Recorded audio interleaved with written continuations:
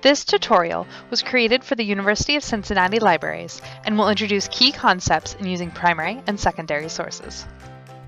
Many academic courses, especially in disciplines like history, anthropology, sociology, and literature, ask you to use primary sources in your projects and assignments. Even when you've heard this term before, actually using primary sources in your paper can seem complicated. To start with, what is a primary source? How is it different from a secondary source? Why do I need to use primary sources?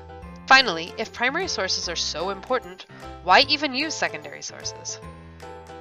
So let's start at the beginning and define what a primary source is. Primary sources have many different formats: newspaper articles, diaries, radio ads, films, YouTube videos, government documents. The list is endless. What makes them primary sources isn't what they look like, but who made them. Individuals and groups who are contemporary to a time produce primary documents. For now, let's take the example of a diary. Let's say it's the diary of a 16-year-old girl living in India during independence from Great Britain. This diary records the end of colonial rule, the partition, and everyday life. Historians, anthropologists, and political scientists can use this as a primary source, meaning they can read it as a first-hand account of the past. However, primary sources aren't only written during an event. Let's say our diary is by the same person writing 20 years later, now a grown woman. She is reflecting on events she witnessed. For a scholar of Indian independence, this would still be a primary source, even though it's written significantly later. Her first-hand knowledge is what makes this a primary source. While both of these diaries are invaluable to a researcher, primary sources, especially when recorded many years later, should always be approached with caution.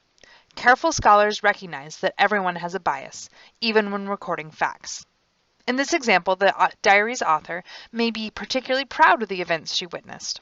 Alternatively, she may have developed negative feelings about them based on her later experiences. Even the most black and white account has a limited point of view that researchers must consider when citing it. Next, we'll ask, how are primary sources different from secondary sources? Secondary sources, like primary sources, can generally be identified by their format. A scholarly book called a monograph is a secondary source. Journal articles, documentary films, infographics, and biographies are also secondary sources. All of these types of documents are examining past occurrences.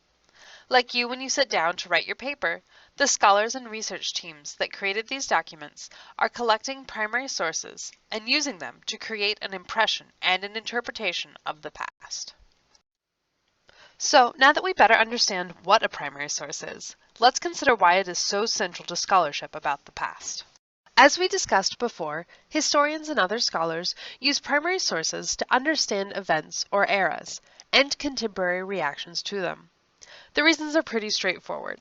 If you're writing about a particular time period, you should study evidence left behind by people from that time period and not just the writing of scholars far away and long after the fact. So, for the author of a monograph titled A History of Indian Independence, the woman's diary from the previous example will be enlightening, but also one of many sources used to paint a picture of that time period. This author may also use newsreels from the time, colonial government documents, local newspaper articles, recordings of radio transmissions, and even YouTube videos of digitized content from the 1940s. Each of these documents supports an interpretation of events that have already been closely studied. In the same way, you use primary sources in your course papers to establish the mood of the people in the past, cite evidence for a particular set of events, or show what information people in a given time period possessed.